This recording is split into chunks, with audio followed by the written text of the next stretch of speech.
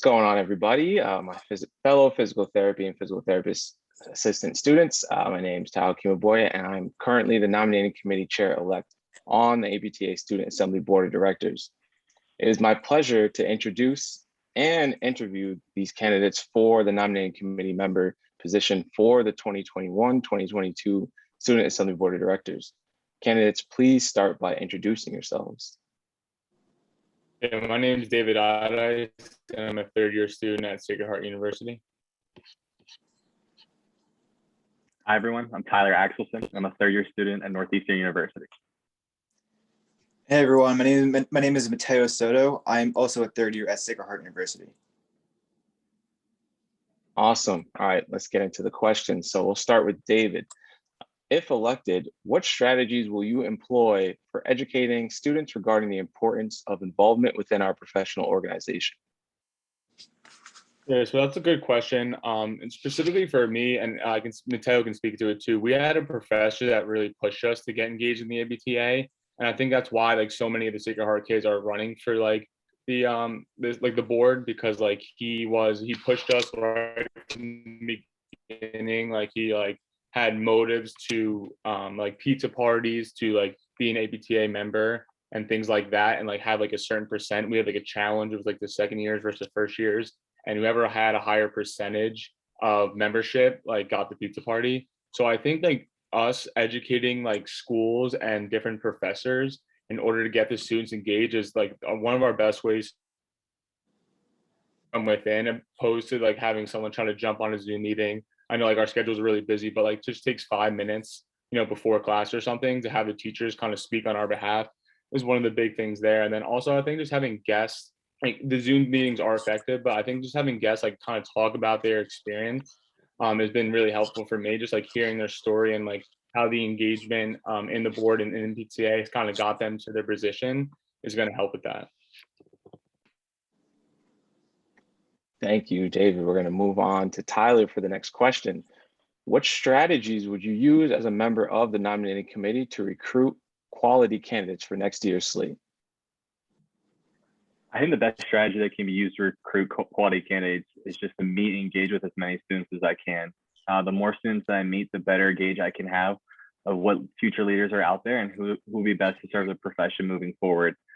I think that's events through things like CSM or the Centennial that we had last weekend, House of Delegates, or even through Zoom events like student socials that happen throughout the year.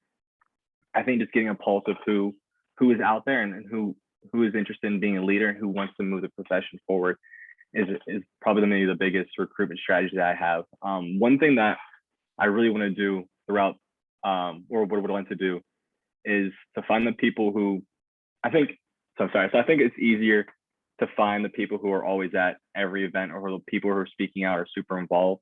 However, I think what we should really do is to find the people who may not be involved yet, because those people might actually be the best candidates moving forward for position like president or vice president and those things. There's a lot of really talented and a lot of really great individuals in PT schools now who maybe just don't know how to get involved or looking for that involvement. And all they need is that little spark to get them started.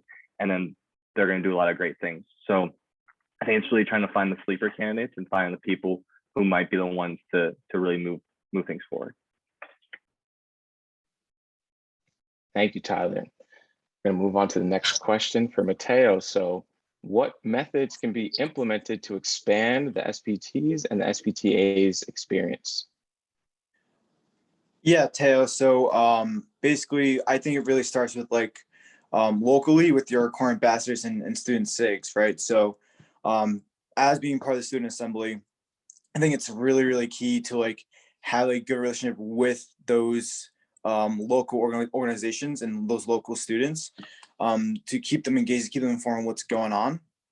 One idea I think is kind of we haven't seen before is a community mentor-mentee relationship, which one of my professors has also kind of tried mentoring me on how to develop that kind of thing as well.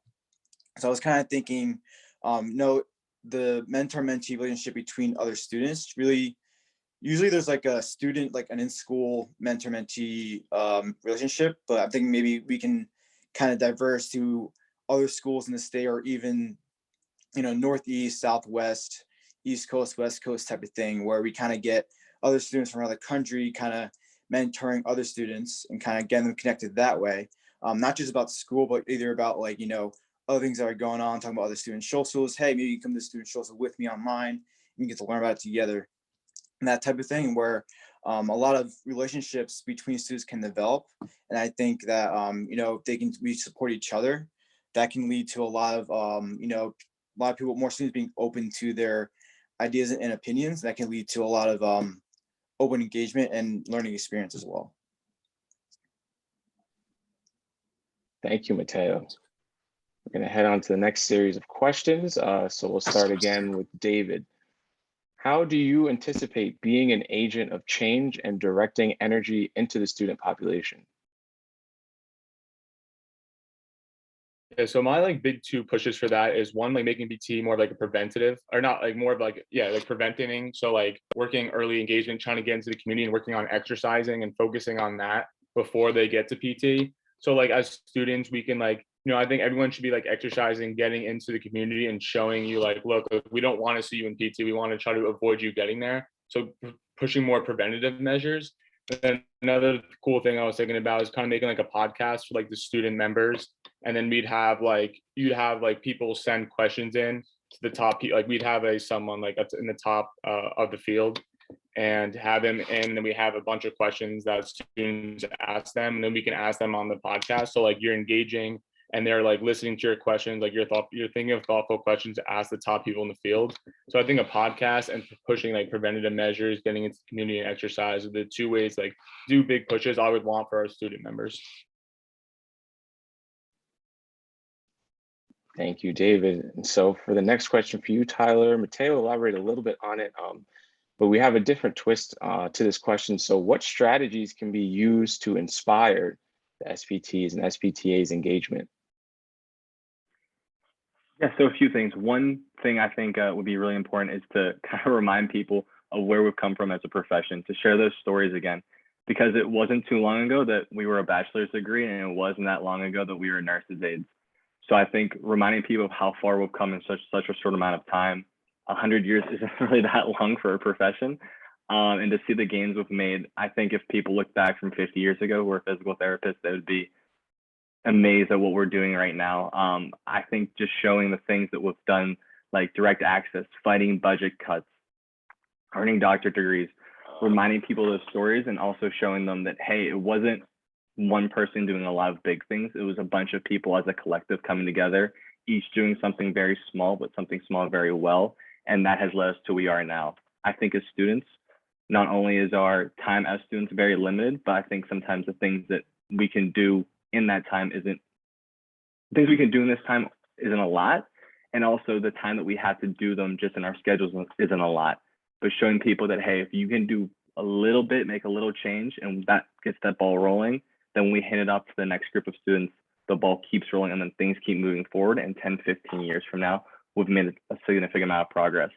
Another thing too, I think Mateo's touched on this very well, but I think making sure people were represented throughout the profession, whether that's through culture or through areas of practice or things they want to do in the profession, putting people in front of students saying, hey, I had this dream, whether that was to be a house delegate or to be a private practice owner or to work in public health, anything like that, to say, hey, I had this dream, this is what I did, and so you can do it too, and give people a tangible role model to look up to and to follow their footsteps, I think will go a long way.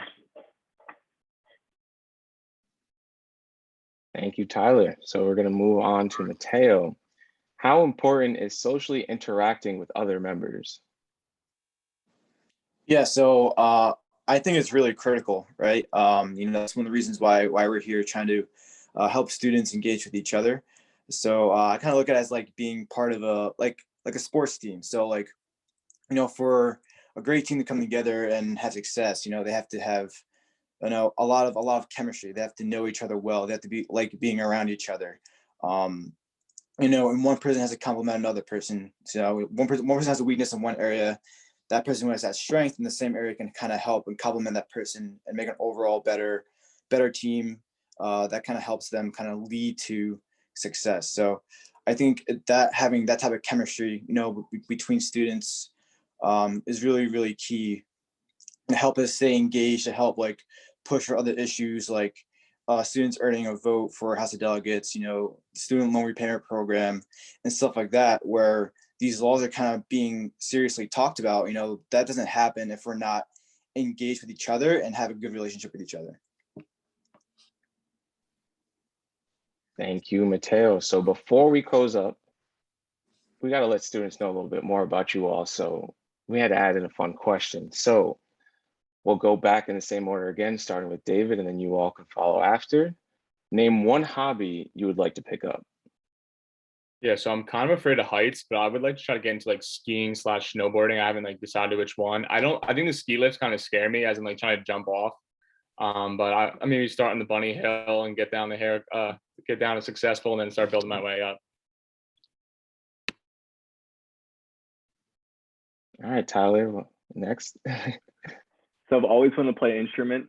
I'm so bad at anything like that. Like I have no ability to play any instrument my entire life. But I've always wanted to learn how to play the piano. So that's my goal for after PT school. There's a couple songs, like 3 or 4 that I want to learn how to play. We'll go from there. But so that's a passion project next year when I graduate. All right. And then Mateo. Yeah. So I mean, I've never done snowboarding either, and I've been dying to try it for the past few years. But since Dave already said that one, I'm going to go with singing. So similar to Tyler, I've had sung before, but haven't really gotten really like seriously into it.